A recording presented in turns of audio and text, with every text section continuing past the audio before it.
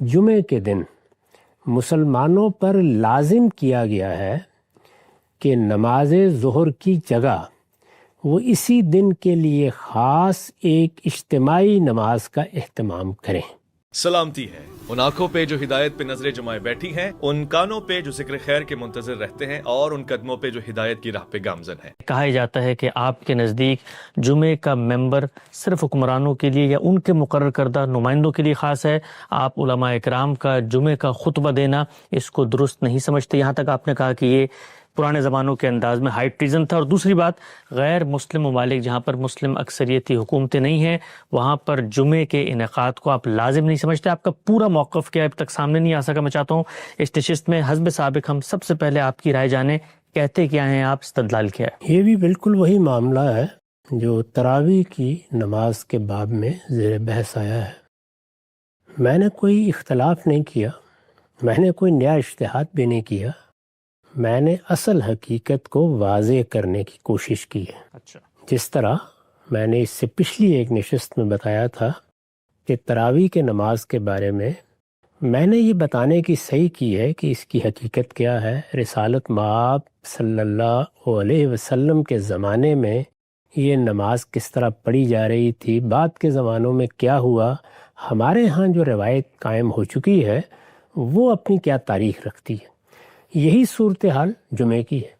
چنانچہ میں پہلے آپ کو یہ بتاتا ہوں کہ میں نے اپنی کتاب میزان میں جمعے کو کس طرح بیان کیا ہے۔ اچھا، یہ ظاہر ہے کہ ایک ایسی نماز ہے جس کا ذکر قرآن میں بھی ہے، جس کو ایک سنت کے طور پر جاری کیا گیا ہے۔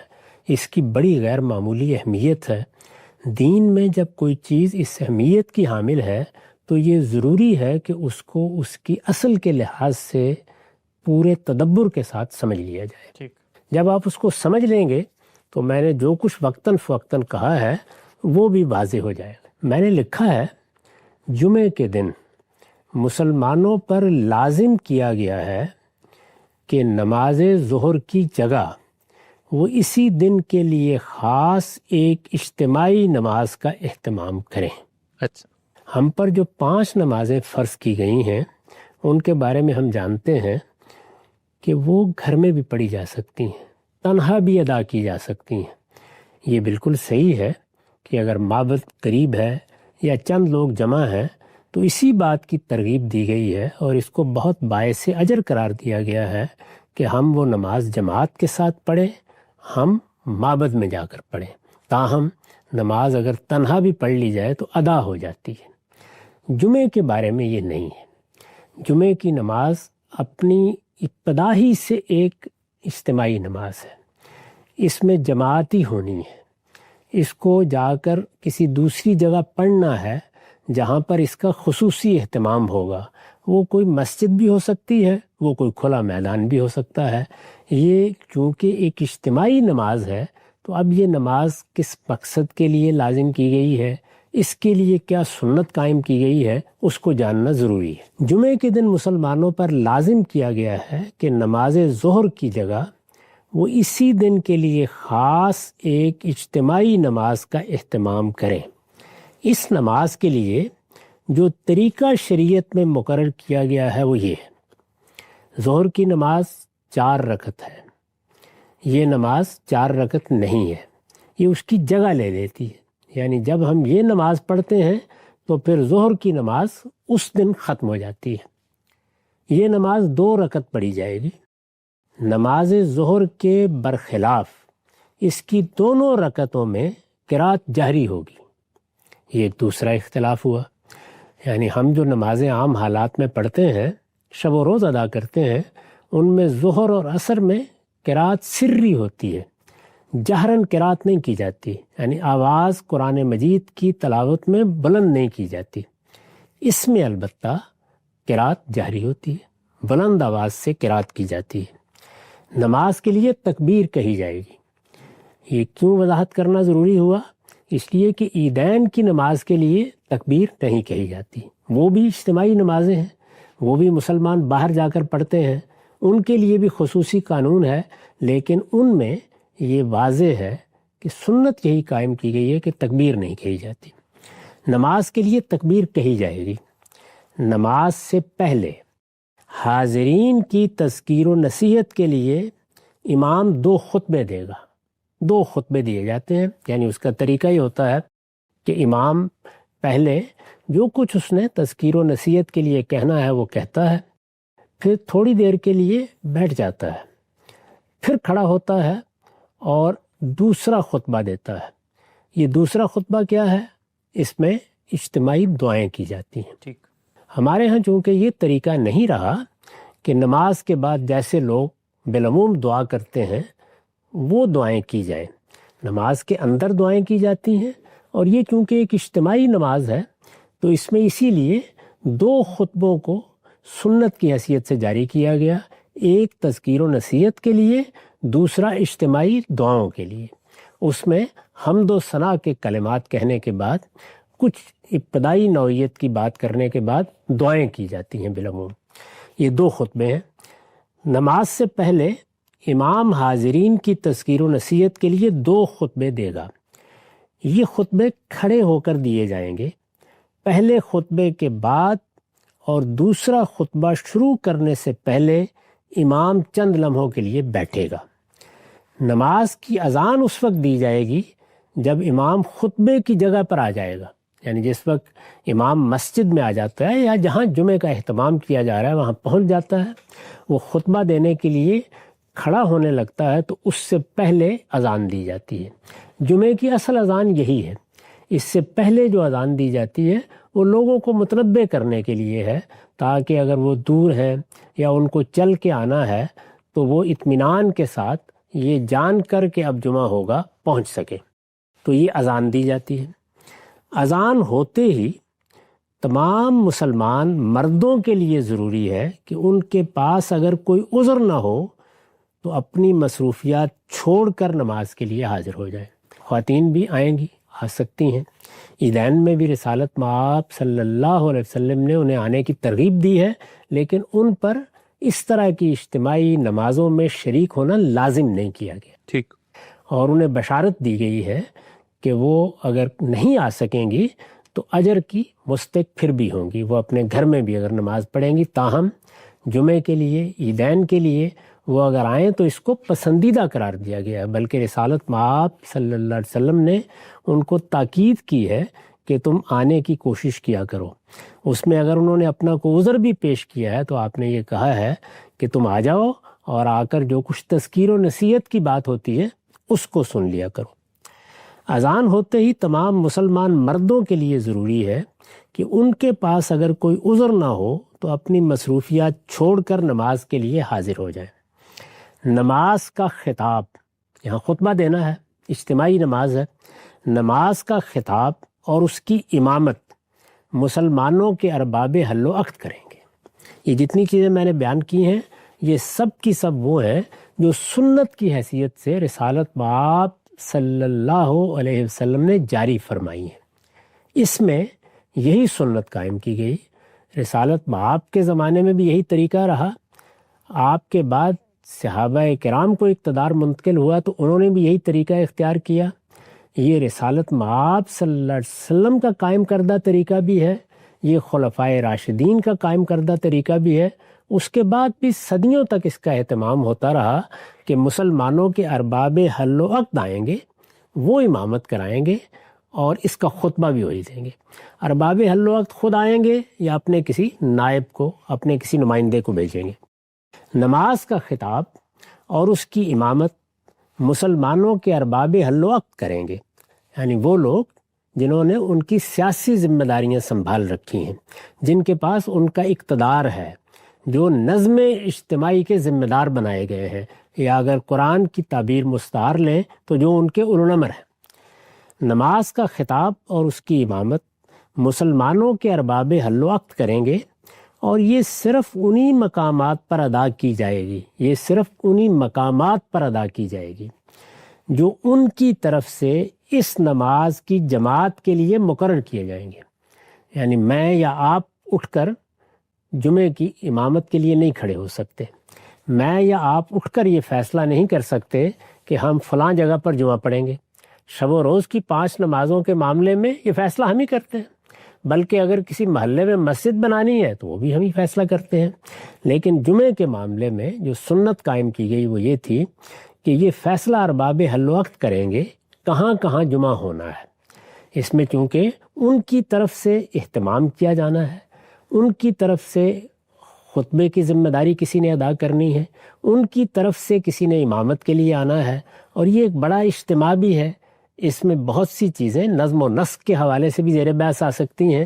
اس لیے یہ ان کی ذمہ داری ہے کہ وہ اس کی جگہ مقرر کریں، اور جہاں وہ خود یا ان کا کوئی نمائندہ اس کی امامت کے لیے موجود ہوگا. یعنی دونوں چیزوں کو دیکھا جائے گا.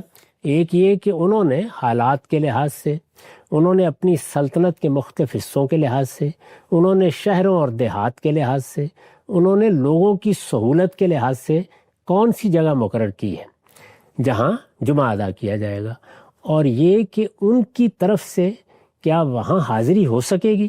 یہ چونکہ ان کی ذمہ داری ہے تو اس تمام معاملے میں انہی کو فیصلہ بھی کرنا ہے. یہ بھی سنت قائم کی گئی.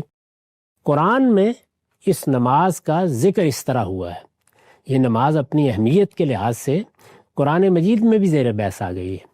اس میں مسلمانوں سے کوتاہی ہوئی. رسالت مآب صلی اللہ علیہ وسلم خطبہ دے رہے تھے، کوتاہی ہوئی تو قرآن مجید میں ذکر بھی ہوا، تاکید بھی کی گئی، اور یہ بتایا گیا کہ اس اجتماعی نماز کی کتنی اہمیت ہے. قرآن کے الفاظ ہیں، یہ سورہ جمعہ ہے، 9 سے 10 آیات ہیں. یا ایھا الذین آمنوا اذا نودی للصلاۃ من یوم الجمعۃ فاسعوا الی ذکر اللہ وذروا البیع ذالکم خیر لکم ان کنتم تعلمون فاذا قضیت الصلاۃ فانتشروا فی الارض وابتغوا من فضل اللہ واذکروا اللہ کثیرا لعلکم تفلحون. ترجمہ ہے، ایمان والو پیغمبر کی قدر پہچانو، اور جمعے کے دن جب اس کی طرف سے نماز کے لیے اذان دی جائے تو اللہ کے ذکر کی طرف مستعدی سے چل کھڑے ہو اور خرید و فروخت چھوڑ دو. یہ تمہارے لیے بہتر ہے اگر تم جانو. پھر جب نماز ختم ہو جائے تو زمین میں پھیل جاؤ اور اللہ کا فضل تلاش کرو، اور اللہ کو کثرت سے یاد کرتے رہو تاکہ تم فلاح پاؤ. یہ اس نماز کے بارے میں قانون ہے. میں نے عرض کیا کہ میں نے اس میں وہ چیزیں بیان نہیں کی جو اخبار احاد میں آئی ہیں اور جن میں رسالت مآب صلی اللہ علیہ وسلم نے اس کی اہمیت واضح کی ہے، یا اس کے بارے میں کسی چیز پر توجہ دلائی ہے، یا اس کے بعض آداب بتائے ہیں. وہ ضروری چیزیں جو رسالت مآب صلی اللہ علیہ وسلم نے اختیار فرمائی، سنت کے طور پر ان کو جاری کیا، اور جن کے بارے میں یہ کہا جا سکتا ہے کہ یہ گویا نماز جمعہ کو ادا کرنے کا وہ طریقہ ہے جو شارع نے مقرر کر دیا ہے. اس کو سمجھ لینے کے بعد اب یہ دیکھیے کہ ہمارے ہاں یا ہماری علمی تاریخ میں جب عبادات کو فقہا دیکھتے ہیں تو وہ کیا چیزیں ہیں جو اپنے فہم کے لحاظ سے متعین کرتے ہیں. یہ میرا طریقہ ہے، یعنی میں کیا طریقہ اختیار کرتا ہوں کہ جو مقرر کردہ طریقہ ہے وہ بیان کر دیتا ہوں. اس کے بعد پھر فقہی معاملات زیر بحث آتے ہیں. وہ جیسے دیکھتے ہیں اس میں سب سے پہلے وہ ایک ایک چیز کی اجزاء میں اس کو متعین کر کے قدر و قیمت بھی طے کرتے ہیں. مثال کے طور پر فلاں چیز نماز کے لیے شرط ہے. یہ صرف جمعے کا معاملہ نہیں ہے بلکہ تمام عبادات میں ایسے ہی ہے. فلاں چیز نماز کے لیے شرط ہے، جیسے حج کے لیے احرام شرط ہے، جیسے نماز کے لیے وضو شرط ہے. تو شرائط کو متعین کریں گے. کیا چیزیں ایسی ہیں کہ جو اگر نہ ہوئیں تو نماز ہی نہیں ہوگی، حج ہی نہیں ہوگا. شرائط متعین کرتے ہیں. پھر کیا کرتے ہیں؟ پھر یہ کرتے ہیں کہ ایک سنت کا یا اللہ تعالیٰ کے مقرر کردہ طریقے کا جائزہ لیتے ہیں، اور پھر مختلف دلائل سے یہ متعین کرتے ہیں کہ اس میں کیا چیزیں فرائض ہیں. یہ آپ کے علم میں ہے کہ نماز کے فرائض وہ قرآن مجید کی آیات سے متعین کرتے ہیں. جی. یہی معاملہ باقی چیزوں کا ہوتا ہے.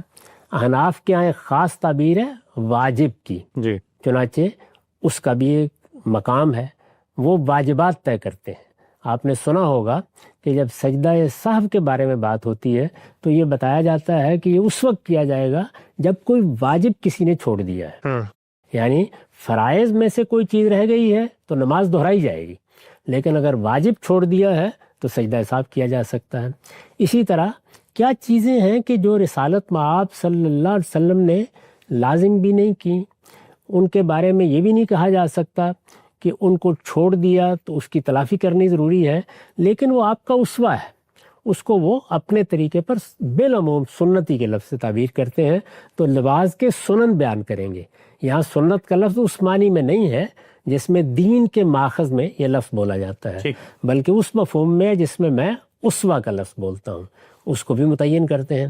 اسی طرح وہ چیزیں جو رسالت مآب صلی اللہ علیہ وسلم نے کبھی کہی ہیں یا ان کے بارے میں پسندیدگی کا اظہار کیا ہے، ان کو بھی مستحبات کی فہرست میں رکھ کے بیان کیا جاتا ہے.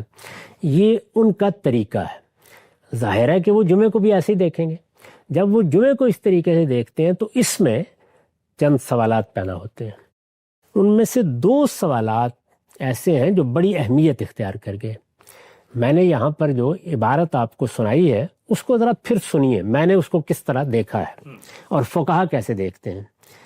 میں نے لکھا ہے اور میں یہ سنا چکا ہوں، دہرا رہا ہوں تاکہ بات واضح ہو جائے. نماز کا خطاب اور اس کی امامت مسلمانوں کے ارباب حل وقت کریں گے، اور یہ صرف انہی مقامات پر ادا کی جائے گی جو ان کی طرف سے اس نماز کی جماعت کے لیے مقرر کیے جائیں گے، اور جہاں وہ خود یا ان کا کوئی نمائندہ اس کی امامت کے لیے موجود ہوگا. یہ 2 باتیں میں نے اس طرح بیان کی ہیں.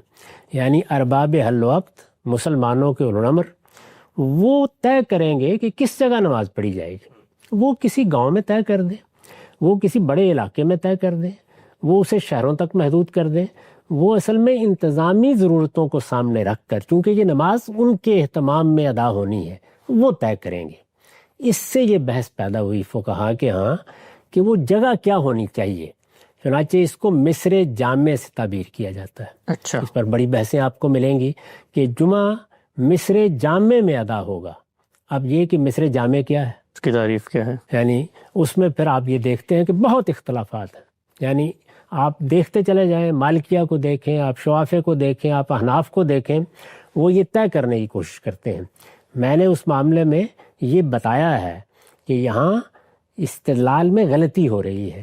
یہ چونکہ ارباب حل وقت سے متعلق نماز ہے، ان کو حالات دیکھ کر طے کرنا ہے کہ کہاں ہونی چاہیے، تو اس سے وہ مسئلہ ختم ہو جاتا ہے. یعنی میرے ہاں وہ مسئلہ ہی نہیں ہے، لیکن وہ جس جگہ سے معاملے کو دیکھتے ہیں، جیسے انہوں نے نماز کے فرائض کو جس طرح طے کرنے کی صحیح کی ہے، وہ جب دیکھتے ہیں تو ان کے لیے یہ کوئی واضح بات سامنے نہیں آتی کہ پھر بعض جگہوں پر حضور نے جمعے کا انعقاد نہیں کرنے دیا، خلفائے راشدین نے بھی نہیں کرنے دیا، ان کے زمانے میں ایک عمومی طریقہ بھی رہا ہے. پھر یہ مصر جامع کون سا ہے؟ 40 لوگ ہونے چاہیے، 30 لوگ ہونے چاہیے، وہاں کیا ہونا چاہیے، کیا نہیں ہونا چاہیے، کیا کوئی بازار ہونا چاہیے؟ یہ بہت سی بحثیں آپ کو فقہا کے یہاں ملتی ہیں. میرے نزدیک یہ بحث ہی کوئی بحث نہیں ہے. اصل یہ ہے کہ جنہوں نے بندوبست کرنا ہے وہی اس کے مقامات مقرر کریں گے. جو مقام وہ مقرر کر دیں گے وہاں جمعہ پڑھا جائے گا. ایک بات. دوسری بحث یہ پیدا ہوئی کہ یہ چیز کہ ان کو نماز کی امامت کرانی ہے، ان کو نماز کا خطبہ دینا ہے، اس کی کیا حیثیت ہے؟ کیا یہ فرض ہے؟ کیا یہ واجب ہے؟ کیا یہ نماز کے لازمی اعمال میں شامل ہے یا یہ کوئی شرط ہے؟ یہ بحث ہے. یعنی یہ ایک سنت ہے، یہ طریقہ رہا ہے، اس میں کسی کو کوئی اختلاف نہیں ہے، نہ شوافے کو، نہ حنابلہ کو، نہ مالکیہ کو. احناف تو میں ابھی عرض کروں گا کیا کرتے ہیں. بحث یہ ہے کہ اس کی حیثیت کیا ہے. ایسا ہوتا ہے نا کہ ایک چیز پسندیدہ ہے، آداب میں سے ہے، عمومی طریقہ یہی ہے، لیکن نہ یہ فرض و واجب ہے نہ یہ شرط کے طور پر بیان ہوئی ہے. یہ بحث ہے. یہ سمجھ لینا چاہیے کہ جب ہم یہ کہتے ہیں کہ یہ چیز سنت کے طور پر جاری کر دی گئی ہے تو اس کا ایک پہلو تو یہ ہوتا ہے کہ وہ چیز ثابت ہے، وہ چیز رسالت مآب صلی اللہ علیہ وسلم کی طرف سے مشروع ہو گئی ہے، اس کو جاری کر دیا گیا. ایک دوسری بحث یہ ہوتی ہے کہ اس کی حیثیت کیا ہے. یعنی کیا 5 وقت کی نماز فرض ہے، کیا وتر واجب ہے، یہ ہے نا بحثیں. جو نوافل ہم پڑھتے ہیں ان کی کیا حیثیت ہے؟ یہ وہ حیثیت طے کرنے کا معاملہ سنت کے فہم سے تعلق رکھتا ہے، جس طرح قرآن مجید کے فہم سے۔ قرآن مجید میں ایک قانون بیان ہوتا ہے، اس قانون یا اس حکم کو قرآن نے بیان کر دیا، اب یہ کہ اس کی حیثیت کیا ہے۔ اللہ تعالیٰ نے یہی جمعے کی نماز کے بارے میں فرمایا کہ جب جمعے کی نماز ہو جائے تو تم جاؤ اور اللہ کا فضل تلاش کرو۔ تو یہ اللہ تعالیٰ نے کوئی ہدایت فرما دی ہے؟ یہ استحباب کا حکم ہے؟ کیا یہ لازم ہو گیا ہے؟ یہ اجازت دی ہے؟ یہ محض بیان واقعہ ہے کہ لوگوں نے آنا ہے، ان کو پابند کیا گیا، تو یہی کہا جائے گا کہ اس کے بعد کوئی پابند نہیں ہو گئے، تم جاؤ اور جا کے اللہ کا فضل تلاش کرو۔ تو اس طرح کے تمام مقامات میں خواہ قرآن ہو خواہ سنت ہو، فہم میں اس طرح کا اختلاف پیدا ہو جاتا ہے۔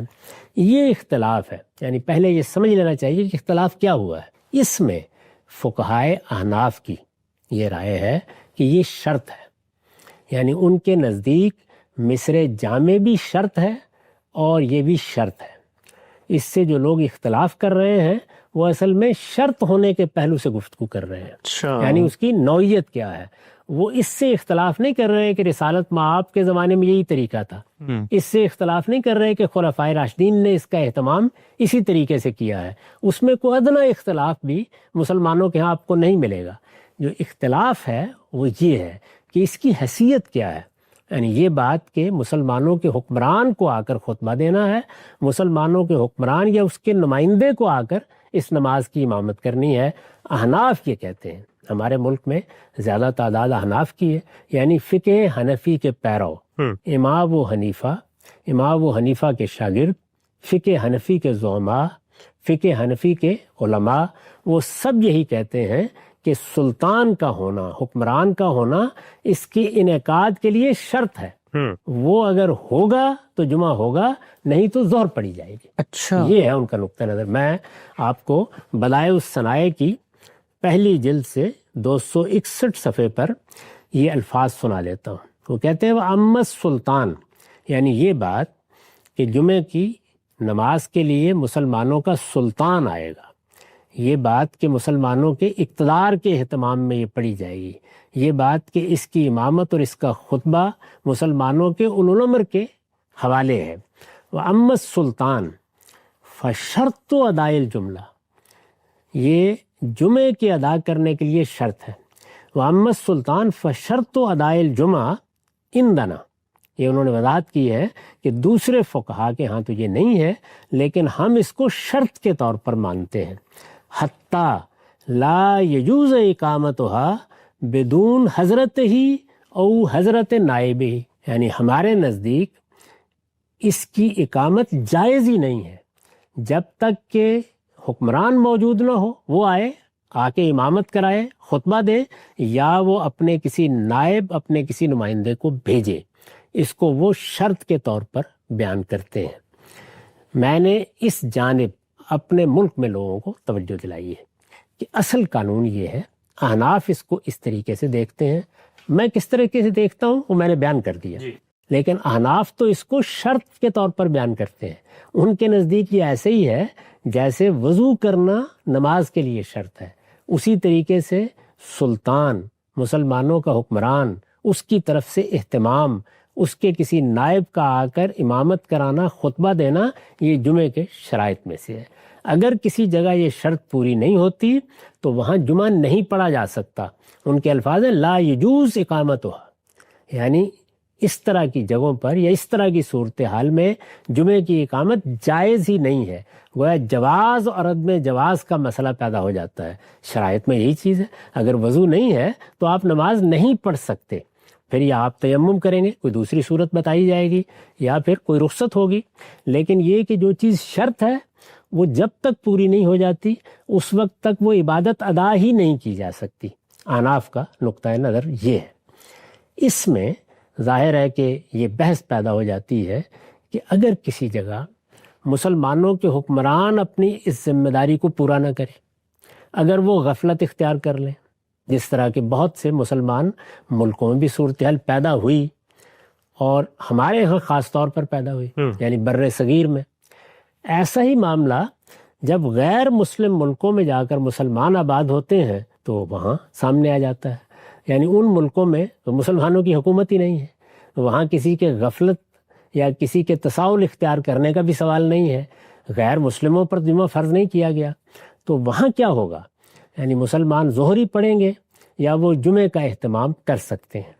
یہ مسئلہ ہے جس کا تعلق اجتہاد سے ہے۔ جمعے کے موضوع پر گفتگو کا آغاز کیا، اس موضوع کو آگے بڑھاتے ہیں۔ ہم سب بہت شکریہ آپ کے وقت کا۔ ہم سب یہ بات تو آپ نے بتائی کہ جو سنت جاری کی گئی ہے اس میں جمعے کا انعقاد حکمران یا اس کا مقرر کردہ کوئی امام کرے گا، یہی آپ کی رائے ہے، یہی ہمارے علم کی رائے ہے، ماضی کے علماء کے حوالے بھی آپ نے پیش کیے تھے۔ آگے بڑھاتے ہیں سلسلہ گفتگو کو۔ پھر اس کے بعد یہ جو دونوں اطلاقی معاملات ہیں، میں جاننا چاہتا ہوں اس میں آپ نے جو اجتہادی رائے دی ہے کہ اگر مسلمانوں کا مقرر کردہ امام نہیں ہوتا تو پھر کیا علماء کو اجازت ہے وہاں پر جمعہ پڑھانے کی، اور ساتھ ساتھ جن ممالک میں مسلمان موجود ہیں لیکن حکومت مسلمانوں کی نہیں ہے وہاں پر جمعہ لازم نہیں ہے، یہ معاملات کیسے پیش آئے اور اس میں آپ کے اجتہاد کی بنیاد کیا ہے؟ یہ معلوم ہے کہ جب رسالت مآب صلی اللہ علیہ وسلم کے بعد مسلمانوں کا نظم اجتماعی قائم ہوا تو یہ نظم اجتماعی صدیوں تک انہی اصولوں پر رہا ہے جو دین کے معاملے میں قائم کر دیے گئے تھے۔ ہمارے ہاں خلفائے راشدین کا زمانہ ہو، بنو امیہ کا زمانہ ہو، بنو عباس کا زمانہ ہو، یہی روایت رہی، اور یہ روایت ظاہر ہے کہ خود رسالت مآب صلی اللہ علیہ وسلم کی قائم کردہ تھی۔ فقہا نے جب اس پر کام کرنا شروع کیا ہے تو اس میں جیسا کہ میں نے پچھلی دفعہ عرض کیا تھا، یہ بحث ہوئی کہ جو سنت قائم کی گئی ہے، خواہ وہ نماز میں ہے، خواہ وہ روزے میں ہے، خواہ وہ جمعے میں ہے، عیدین میں ہے، حج و عمرہ میں ہے، اس میں کون سی چیزیں شرط کی حیثیت رکھتی ہیں، کون سی چیزیں فرائض کی حیثیت رکھتی ہیں۔ میں نے عرض کیا تھا کہ احناف کے ہاں ایک اصطلاح واجب کی بھی ہے، اسی طریقے سے ہماری فقہ میں وہ چیزیں طے کی جاتی ہیں۔ اس میں اگر آپ غور کریں تو ایک نتیجہ یہ بھی نکلتا ہے کہ جب کسی چیز کے بارے میں بعض فقہا یہ رائے قائم کر لیتے ہیں کہ یہ کوئی شرط کی نوعیت کی چیز نہیں ہے، یہ فرض ہے یا واجب ہے، تو وہ اس کے لحاظ سے پھر معاملہ بھی کرتے ہیں۔ احناف کا نقطہ نظر کیا ہے وہ میں نے واضح کر دیا تھا، وہ اس کو ہمیشہ سے شرط مانتے رہے ہیں، وہ اس وقت بھی شرط ہی مانتے ہیں، ان کے اس نقطہ نظر میں کوئی تبدیلی نہیں آئی۔ یہ سوال پیدا ہوا کہ مسلمانوں کے حکمران اگر یہ ذمہ داری انجام دینے کے لیے تیار نہیں ہیں، ظاہر ہے کہ حکمرانوں کے اطوار میں، ان کے کام کرنے کے طریقوں میں وقت کے ساتھ انحطاط بھی آتا ہے، انحرافات بھی پیدا ہوتے ہیں۔ یہ ایک بڑی ذمہ داری ہے، اور یہ صرف ذمہ داری نہیں ہے بلکہ یہ حکمران کو ایک ایسی جگہ لا کر کھڑا کر دیتی ہے جہاں وہ فی الواقع عوام کے سامنے جواب دہ ہو جاتا ہے۔ یعنی اس میں جواب دہی کا پہلو بھی بڑا غیر معمولی ہے، اور خود لوگوں کے ساتھ مل کے اجتماعی طور پر اپنی بندگی کے اظہار کا پہلو بھی بڑا غیر معمولی ہے۔ یہ تو اس کے اندر چھپے ہوئے مقاصد ہیں، وہ مضمرات ہیں جن کو سامنے رکھ کر یہ سنت قائم کی گئی ہے۔ لیکن اگر حکمران اس درجے کے مسلمان نہ رہیں، یا اپنے اسلام کے بارے میں اس طرح متنبع نہ رہیں، یا اپنی ذمہ داریوں کے بارے میں ایسے حساس نہ رہیں جس طرح کے مختلف جگہوں پر ہوا ہے، تو پھر کیا کیا جائے؟ ایک یہ سوال تھا۔ پھر یہ کہ جہاں مسلمانوں کی حکمرانی قائم نہیں رہی پچھلے 200 سال میں، تو مسلمان اس صورتحال سے بھی دوچار ہوئے کہ ان کے بہت سے علاقوں پر مغربی قوموں نے آ کر اپنی حکومتیں قائم کر لیں، ان کی بادشاہتیں ختم ہو گئیں، ان کے حکمران ختم ہو گئے۔ یہ صورتحال جہاں پیدا ہوئی وہاں ظاہر ہے کہ وہی سوال جس کا میں نے ابھی ذکر کیا زیادہ سنگینی کے ساتھ سامنے آ جاتا ہے۔ ایسی ہی صورتحال ہم اس وقت بھی دیکھتے ہیں، یعنی اگرچہ مسلمانوں کو مختلف جگہوں پر اقتدار حاصل ہوا ہے، لیکن اس انقطاع نے ان کے شعور کو بھی بہت حد تک متاثر کیا ہے، ان کی فکر کو بھی بہت حد تک متاثر کیا ہے، اور چونکہ علماء یہ ذمہ داری سنبھال چکے ہیں تو اس وجہ سے علماء بھی اس درجے میں اس کے بارے میں اب توجہ دلانے کی جگہ پر نہیں کھڑے ہوتے۔ یہی زمانہ ہے جس میں بڑے پیمانے پر مسلمان دوسرے ملکوں میں بھی گئے ہیں۔ ہجرت تو ہمیشہ ہوتی رہی ہے، لیکن جہاں 10، 20، 15 لوگ ہیں وہاں یہ سوال اس طرح پیدا نہیں ہوتا تھا۔ اب یہ ہے کہ پوری آبادیاں، آپ بر صغیری کو دیکھ لیجئے، وہاں ظاہر ہے کہ ہندو اکثریت کی حکومت بھارت میں قائم ہے، اس کے تحت مسلمان رہ رہے ہیں لیکن کروڑوں کی تعداد میں ہیں۔ تو کروڑوں کی تعداد میں مسلمان اب ایک ملک میں رہ رہے ہیں، وہاں پہلے سے ان کی مسجدیں موجود ہیں، ان کے ہاں کچھ روایتیں بھی قائم ہیں، ان کو کیا کرنا چاہیے؟ یہ میرے نزدیک وہ مسئلہ ہے جو مسلمانوں کو مختلف وجوہ سے پیش آیا۔ وہ وجوہ میں نے عرض کر دی ہے، یعنی کسی جگہ حکمرانوں کے ہاں انحراف، تغافل، سستی پیدا ہوئی، اور کسی جگہ پر حکمرانی نہیں رہی، اور وہ بھی کہ ہجرت کے نتیجے میں اب مسلمان دنیا کے بہت سے ملکوں میں ہزاروں لاکھوں کی تعداد میں موجود ہے۔ امریکہ میں دیکھ لیں، یورپ میں دیکھ لیں، بہت سے ملکوں میں تو اب اتنی بڑی تعداد ہے کہ اس کو ایک طرح سے ریاست کے نظم میں بھی دخل انداز ہونے کے مواقع مل رہے ہیں۔ اس صورتحال میں کیا ہونا چاہیے؟ یہ سوال ہمارے سامنے بھی ہے، یہ سوال ماضی میں بھی سامنے آیا ہے، علماء فقہاء اس پر گفتگو بھی کرتے رہے ہیں۔ اس میں میرے نزدیک جو صحیح اصول ہے وہ وہی ہے کہ جس وقت دین کے کسی حکم پر اس کے حدود و شرائط کے ساتھ اس کے بارے میں اللہ تعالیٰ نے یا اللہ کے پیغمبر نے جو قاعدے مقرر کیے ہیں انہیں ملحوظ رکھتے ہوئے عمل کرنا ممکن نہ رہے تو کیا کرنا چاہیے؟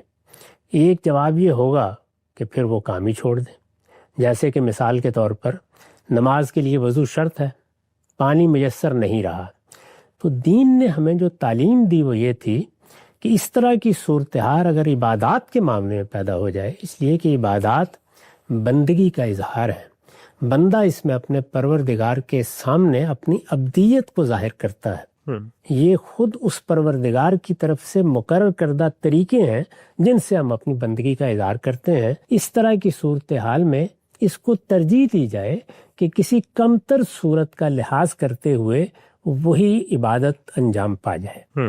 تو نماز میں دیکھیے خود اللہ تعالیٰ نے رہنمائی فرمائی کہ اس طرح کی صورتحال پیدا ہو جائے تو اگرچہ وضو شرط ہے، یعنی عام حالات میں وضو کی نوعیت بھی وہی ہے، اس کے بغیر نماز نہیں پڑھی جا سکتی، لیکن اجازت ہی نہیں دی گئی بلکہ ایک طریقہ مقرر کر دیا گیا کہ تیمم کر کے اس طریقے سے نماز پڑھ لی جائے۔ پھر اس میں صرف یہی نہیں ہے کہ جب ہمیں محض وضو کی ضرورت ہوتی ہے اس وقت تیمم کر لیں، اس سے آگے جب غسل واجب ہوتا ہے اس وقت بھی اجازت دے دی گئی کہ تیمم کر کے نماز پڑھ لی جائے۔ اسی قاعدے کو سامنے رکھ کر لوگوں کے ذہن میں یہ خیال پیدا ہوا کہ اب اگر یہ صورت نہیں ہے تو پھر کیا اس اصول کو ملحوظ نہیں رکھنا چاہیے کہ حکمران ہیں کیا؟ حکمران در حقیقت مسلمانوں کے نمائندے ہیں، مسلمانوں نے ان کو مقرر کیا ہے۔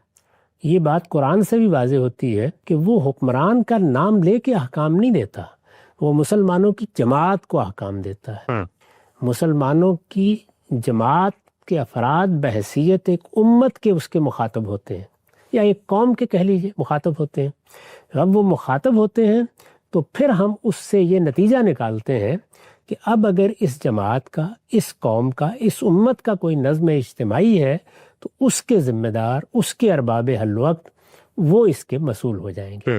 جمعے کا معاملہ بھی بالکل ایسا ہی ہے، یعنی مسلمان جب ایک امت کی حیثیت سے اپنی الگ حیثیت متعین کر لیتے ہیں تو خود رسول اللہ کا عمل یہ بتا رہا ہے کہ آپ نے جمعے کا حکم دے دیا۔ جیسے کہ ہجرت ہوئی تو ابھی جا کر آپ نے باقاعدہ وہاں نظم حکومت قائم نہیں کیا تھا، لیکن آپ نے لوگوں سے یہ کہا کہ وہ جمعے کا اہتمام کریں۔ اس سے یہ نتیجہ نکلتا ہے کہ اصلاً اس حکم کا مخاطب بھی مسلمان بحیثیت قوم، بحیثیت جماعت ہے۔ جب وہ بحیثیت جماعت ہے تو عام حالات میں تو یہی ہوگا اور یہی ہونا چاہیے کہ ان کا اگر کوئی اجتماعی نظم قائم ہے تو اس کے ذمہ دار آئیں اور اس کا اہتمام کریں۔ اگر وہ لوگ یہ ذمہ داری انجام نہیں دے رہے یا وہ موجود نہیں رہے تو مسلمان بحیثیت جماعت اس کا اہتمام کریں۔ اچھا، انہیں یہ کرنا چاہیے تاکہ ایک نماز جو اجتماعی نماز ہے، جو مسلمانوں کو مسجد کے ساتھ باقاعدہ متعلق کرتی ہے، اس لیے کہ وہ گھر میں پڑھی ہی نہیں جا سکتی، اس میں معبد اور مسجد یہ مسلمانوں کے لیے کم سے کم ہفتے میں ایک دن ان کی اجتماعیت کا مرکز بن جاتا ہے۔ تو اس وجہ سے اصل حکم کے مخاطب کی حیثیت سے ان کے فیصلے کو قبول کر لیا جائے اس معاملے میں، یعنی کمیونٹی، مسلمانوں کی جماعت وہ فیصلہ کر لے کہ کیا اس کا انعقاد ہونا ہے. اگر اس کا انعقاد ہونا ہے تو اس کی جگہ بھی وہ متعین کر دے گی، اور اپنی طرف سے جیسے حکمران کو یہ حق تھا کہ وہ اپنا نمائندہ مقرر کرے، اسی طرح مسلمانوں کی جماعت بھی یہ کام کر لے گی.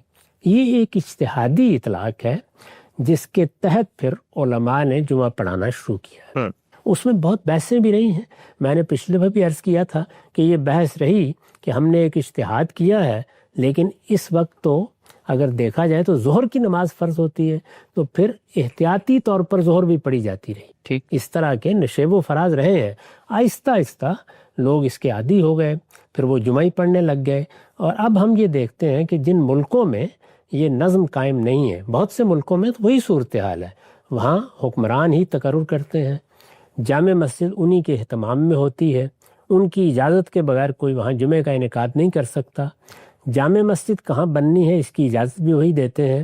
لیکن ہمارے ہاں یہ صورتحال نہیں ہے، یعنی بر صغیر میں جب وہاں یہ صورتحال نہیں ہے تو ظاہر ہے کہ اس کا ایک لازمی نتیجہ یہ نکلتا ہے کہ پھر کمیونٹی یا مسلمانوں کی جماعت یا مسلمان قوم آپ کہہ لیجئے، وہ اپنے طریقے کے اوپر علماء کا تقرر کر دیتی ہے. اس طرح بتدریج حکمرانوں کی بجائے، الامر کے بجائے، ارباب حل وقت کی بجائے یہ ممبر یعنی جمعہ کا ممبر، عیدین کا ممبر، یہ علماء کے پاس چلا گیا ہے. میرے نزدیک، اور میں اس کی بار بار تکرار کرتا ہوں، کہ یہ توجہ دلانی چاہیے. حکمران جہاں موجود ہیں ان کو کہنا چاہیے کہ وہ یہ کام کریں. اسی طریقے سے جن ملکوں میں مسلمانوں کی حکمرانی نہیں ہے، جہاں وہ دوسری قوموں کے تحت رہ رہے ہیں، یہ دوسرے مذاہب کی قوموں کے تحت رہ رہے ہیں، وہاں بھی انہیں یہ توجہ دلائی جائے کہ وہ اپنی کمیونٹی کا ایک نظم ضرور قائم کریں. یعنی پوری کمیونٹی کا ان ذمہ داریوں کو انجام دینے کے لیے جن میں کسی اختلاف کا سوال نہیں ہے. جنازے ہونے ہیں، جنازے کی نماز پڑھی جانی ہے، میتوں کو دفنانا ہے، قبرستانوں کا اہتمام کرنا ہے، اسی طرح جمعہ عیدین کا اہتمام ہے. تو اس مقصد کے لیے کمیونٹی یا مسلمانوں کی قوم یا جو لوگ بھی کسی جگہ موجود ہیں وہ بحیثیت جماعت اس ذمہ داری کو نیابتاً انجام دینا شروع کر دیں. ٹھیک. یہی صورتحال ظاہر ہے کہ بر صغیر میں، خاص طور پر بھارت میں مسلمانوں کو درپیش، وہاں بہت بڑی آبادی ہے، پہلے سے ایک روایت قائم ہو چکی ہوئی ہے. وہاں زیادہ بڑا مسئلہ اس لیے پیدا نہیں ہوا کہ جو مسئلہ اس وقت وہاں مسلمانوں کو درپیش ہے وہی انگریزوں کے آنے کے بعد درپیش تھا. تو اس لیے جو اجتہاد کیا گیا تھا اس کے مطابق وہاں بھی عمل ہو رہا ہے. وہی روایت پاکستان بننے کے باوجود، بنگلہ دیش کی ایک الگ حکومت قائم ہونے کے باوجود دونوں ملکوں میں بھی ہے.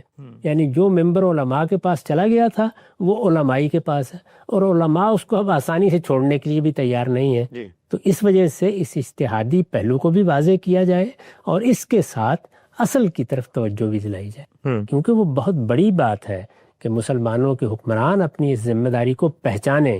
وہ 5 چیزیں جو حکمرانوں کے حوالے کی گئی ہیں اللہ تعالیٰ کی طرف سے، اللہ کے پیغمبر کی طرف سے، ان میں سب سے نمایاں یہی ہے کہ وہ جمعہ اور عیدین کی امامت بھی کریں گے، ان کا خطبہ بھی دیں گے، اور انہی کے اہتمام میں جو جگہ وہ مقرر کریں گے وہاں جمعہ پڑھا جائے گا، وہاں عیدین کا اہتمام ہوگا. نقطہ بالکل واضح ہوا. اچھا ہم سب، یہ جو ایک اجتہاد ہے، ایک نئی صورتحال پیدا ہوئی، اس میں جو ایک رخصت کا پہلو تھا، یعنی شرط پر عمل درآمد ممکن نہیں ہے تو آدمی اس سے نیچے جاتا ہے اور اصل صورت کو قائم رکھنے کی کوشش کرتا ہے. اس پہ کچھ میں چاہتا ہوں طالبانہ سوالات آپ کی خدمت میں رکھوں. پہلی چیز یہ ہے کہ جو دین کے احکامات ہیں ان میں جب شرائط اللہ تعالیٰ نے رکھتی ہیں تو ان شرائط رکھنے کے پیچھے کوئی حکمت ہے، کوئی مقصدیت ہے، کوئی وجہ ہے. اگر وہ شرط نہیں پائی جاتی تو اس کام کا انعقاد نہیں ہونا چاہیے ہے. نماز کے باب میں تو چونکہ وہ فرض ہے، سب نے پڑھنی ہے، ہر حالت میں پڑھنی ہے، تو وہاں پر تو اگر ایک صورت پر عمل درآمد نہیں ہو رہا، وضو کے لیے پانی نہیں، تو چلیں آپ نیچے جائیں گے اور تیمم کر لیں گے، رخصت پر عمل درآمد ہو جائے گا. لیکن مثال کے طور پہ جہاد ہے. اب جہاد کے بارے میں بھی اللہ تعالیٰ نے شرط رکھی ہوئی ہے، سنت میں آتی ہے کہ بھئی آپ کا ایک حکمران ہوگا اور اس کا فیصلہ ہوگا، اور اگر وہ نہیں ہے تو پھر آپ پہلے حکومت قائم کریں گے. تو اب اگر یہی استدلال وہاں پر کیا جائے کہ چونکہ وہاں کچھ نہیں ہے اس لیے جتھے اٹھے اور اپنے طور پہ انہوں نے فریضہ انجام دینے کی کوشش کی، تو اس کے نتیجے میں حکم دینے کی جو غرض و غایت تھی وہ تو خراب ہو گئی. جہاد کا تقابل تو اس لیے نہیں کیا جا سکتا کہ جہاد کے معاملے میں تو آپ کو تلوار اٹھانا ہوتی ہے، لوگوں کی جان لینے کے لیے آپ اقدام کرتے ہیں. ٹھیک. یہی معاملہ حدود کا ہے. وہاں پر بھی عدالتی فیصلہ چاہیے، اس کے نفاذ کے بہت سے حدود و قیود ہیں جو اگر حکمران کے سوا کسی اور کو ذمہ داری دے دی جائے تو شدید فساد کا باعث بن جائیں گے. یعنی وہاں مقابل میں کیا چیز ہے؟ فساد. اس لیے اس اصول کا اطلاق وہاں تو کسی حال میں کیا ہی نہیں جا سکتا. یعنی مسلمانوں کی حکومت ہوگی، وہ نظم قائم کرے گی، وہ معاملات کا ذمہ لے گی، وہ فیصلہ کرے گی. جو لوگ لڑنے کے لیے اٹھیں گے ان کے لیے بھی ضروری ہے کہ وہ کسی کے تحت ہوں، کسی کا سیاسی اقتدار ان پر قائم ہو. وہ اگر جرم کا ارتکاب کریں تو انہیں سزا دی جا سکے.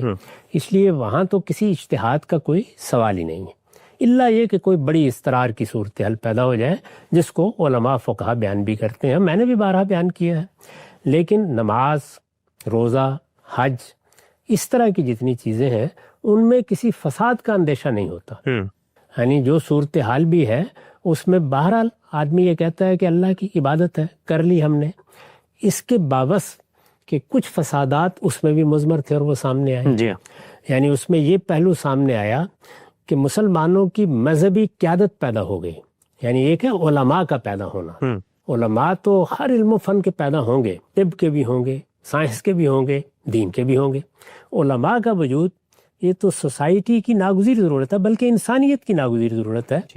کیونکہ اللہ تعالیٰ نے علم کے معاملے میں قاعدہ یہی رکھا ہے کہ اس میں کچھ معلم ہوں گے، کچھ متعلم ہوں گے. ٹھیک. لیکن اس جمعے کے ممبر کے علماء کے پاس جانے سے جو ایک فساد کا پہلو نمودار ہوا کسی درجے میں، وہ یہ تھا کہ مسلمانوں کی سیاسی قیادت کے مقابل میں مذہبی قیادت پیدا ہو گئی.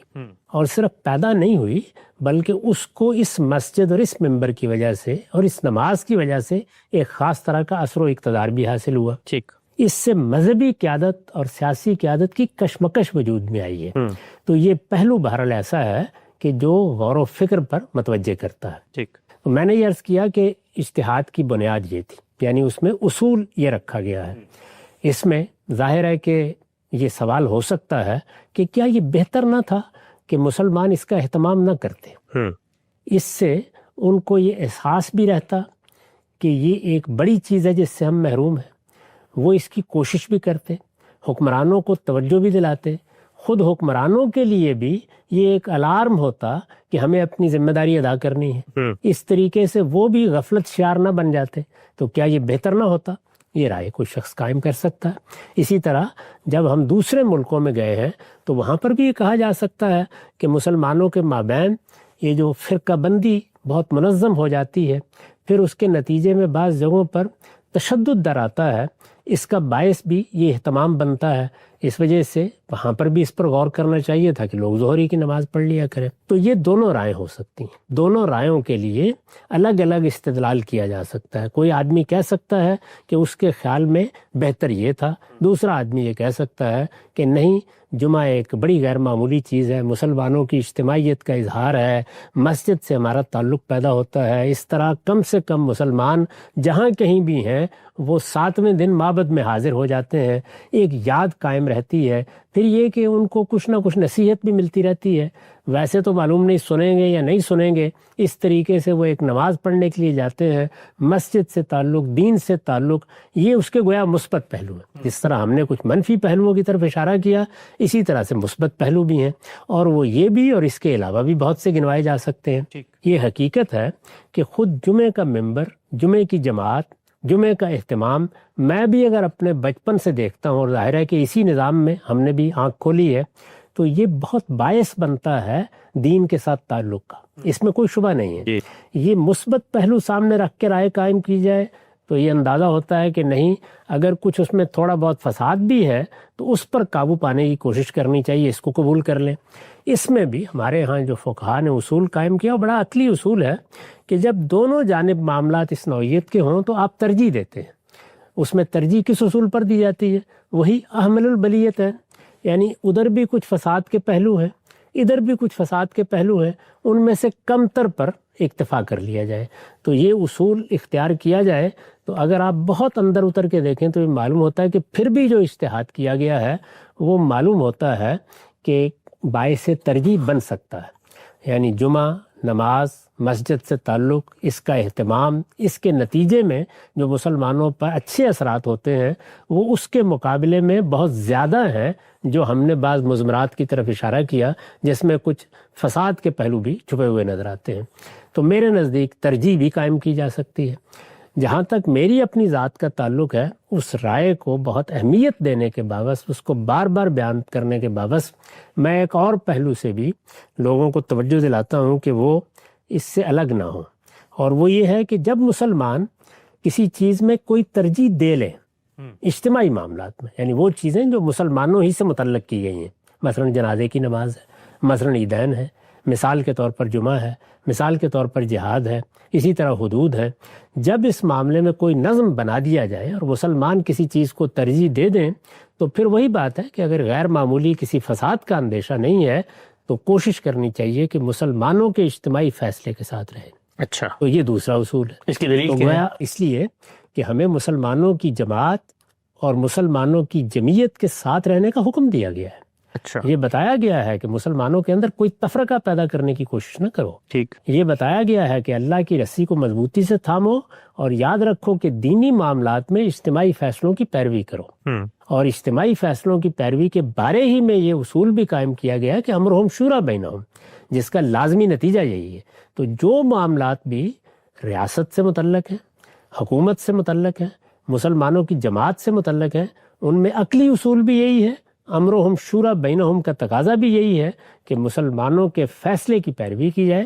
اس سے اگر ادنا درجے میں بھی کوئی اختلاف ہے یا بڑا اختلاف بھی ہے تو اس اختلاف کا اظہار کیا جائے، اس کے بارے میں دلائل دیں آپ، لیکن یہ کہ مسلمانوں کے نظم سے الگ ہو کر اپنے آپ کو جماعت سے الگ کر لینا، یہ اللہ تعالیٰ کے دین میں کسی لحاظ سے بھی قابل قبول نہیں ہے۔ اس میں جب باقاعدہ نظم ہوتا ہے تو وہاں تو رسالت مآب صلی اللہ علیہ وسلم نے فرمایا ہے کہ اگر مسلمانوں کے اجتماعی فیصلوں سے الگ ہو کے کھڑے ہو جاؤ گے تو ماتا میتتن جاہلیہ۔ تو اس وجہ سے میرے نزدیک اگر تینوں چیزوں کو آپ ملحوظ رکھیں کہ اس معاملے میں جو صورتحال مسلمانوں کو درپیش ہوئی اس میں ان کے لیے کس چیز کی ترجیح تھی، یعنی کیا وہ ایسا سوچ سکتے تھے، پہلی چیز یہ سوچ سکتے تھے، دوسرے یہ کہ ترجیح کس چیز کی تھی، ترجیح اسی وقت دینے کا سوال پیدا ہوتا ہے جب دلائل دونوں جانب موجود ہوں۔ تو ترجیح کس بات کی تھی، اور اگر ترجیح میں ایک فیصلہ مسلمانوں نے کر لیا ہے اور میں یا آپ اس سے اگر کوئی مختلف رائے بھی رکھتے ہیں، یعنی اگر فیصلہ کرنے کے موقع پر رائے لی جاتی تو ہو سکتا ہے کہ آپ یا میں یا کوئی دوسرا شخص یہ رائے دیتا کہ بہتر ہے کہ ظہری کی نماز پڑھ لی جائے، یہ اختلاف ہو سکتا تھا۔ لیکن جب مسلمانوں نے عالمی سطح پر یہ فیصلہ کر لیا تو پھر اس فیصلے کے ساتھ ہی رہنا چاہیے، یہی دین کا حکم ہے، یہی رسالت مآب صلی اللہ علیہ وسلم کی ہدایات کا تقاضا ہے۔ نقطہ بالکل واضح ہو گیا۔ ہم سب تین بنیادی سوالات میں چاہتا ہوں ان کی بھی وضاحت سامنے آ جائے۔ نماز چونکہ ایک دینی فریضہ ہے تو اس کے بارے میں حکم بھی متعین ہے، فرض نمازیں یہ ہیں، آپ نے خود جہاں پر مسلمانوں کوئی حکومت کو یا ریاست کو جو اختیارات دیے گئے ہیں ان میں یہ لکھا ہے کہ جمعے کا اہتمام کیا جائے گا، اور اگر حکمران بلاتا ہے تو پھر جمعے پہ جانا بھی ہے۔ اب یہاں پر تو حکمران موجود نہیں ہے، ایک کمتر صورت ہے، اس سے نیچے کی صورت ہے، تو عام مسلمانوں کے لیے حکم کیا ہے اگر حکمران یا ان کا مقرر کردہ امام جمعہ کا انعقاد نہیں کر رہا اور اجتہادی رائے کے نتیجے میں جمعہ منعقد ہو رہا ہے تو اب کیا مسلمان پر جمعے میں شرکت واجب ہے، لازم ہے یا نفل ہے؟ یہ تو میں نے عرض کر دیا کہ جب مسلمان کوئی فیصلہ کر لیں تو پھر اس فیصلے کی پابندی لازم ہے، اس سے الگ نہیں ہو سکتے ہم۔ رسالت مآب نے یہی تعلیم دی ہے، اس میں دیکھیے بار بار توجہ دلائی ہے کہ تم مثالی طور پر یہ خیال کر رہے ہو کہ وہ خلیفہ راشد ہو، نہیں، جیسا بھی حکمران ہوگا، جیسا بھی نظم ہوگا اس کا ساتھ دینا ضروری ہے۔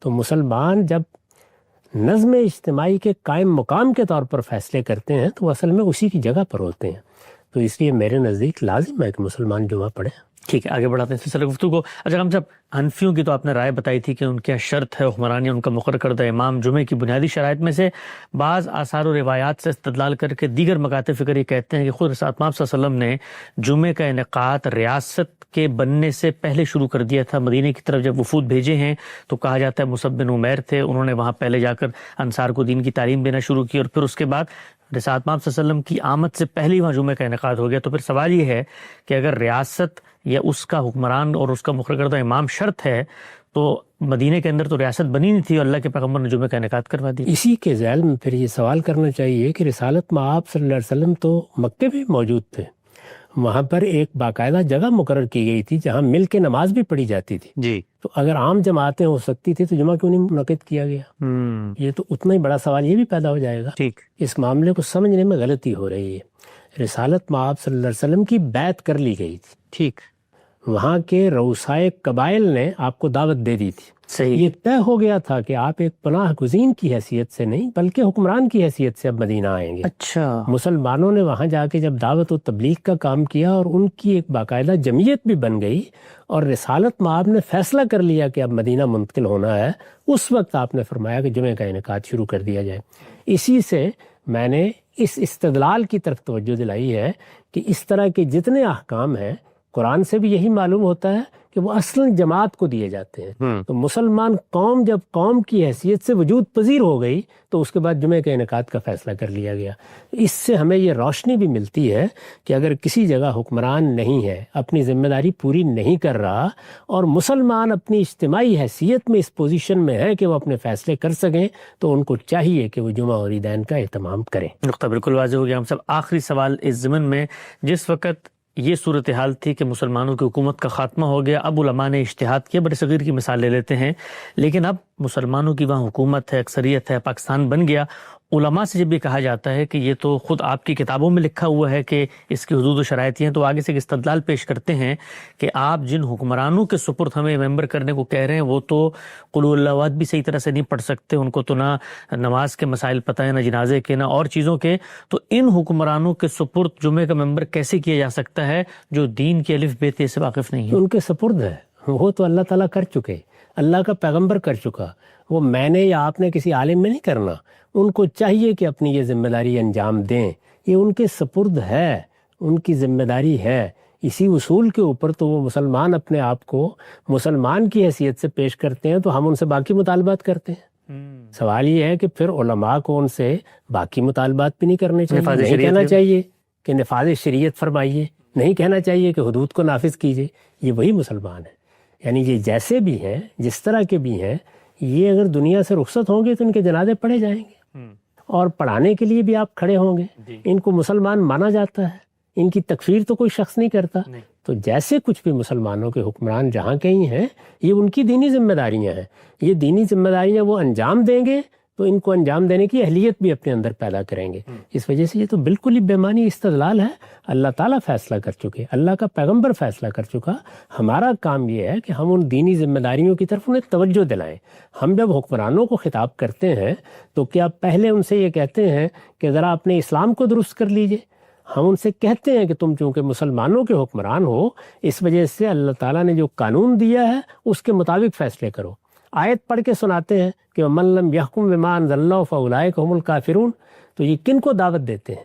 مسلمانوں کے انہی حکمرانوں کو دیتے ہیں. تو جیسے باقی چیزوں کی دعوت دیتے ہیں اسی طرح جمعے کے خطبے کی، جمعے کی امامت کی، جمعے کے اہتمام کی دعوت دیتے ہیں. نقطہ بالکل واضح ہو گیا. جمعے کی نماز سے متعلق جو دو اجتہادی معاملات ہیں اس میں غامدی صاحب کی آراء پر جو تنقید کی جاتی ہے اس کا ہم نے جواب طلب کیا.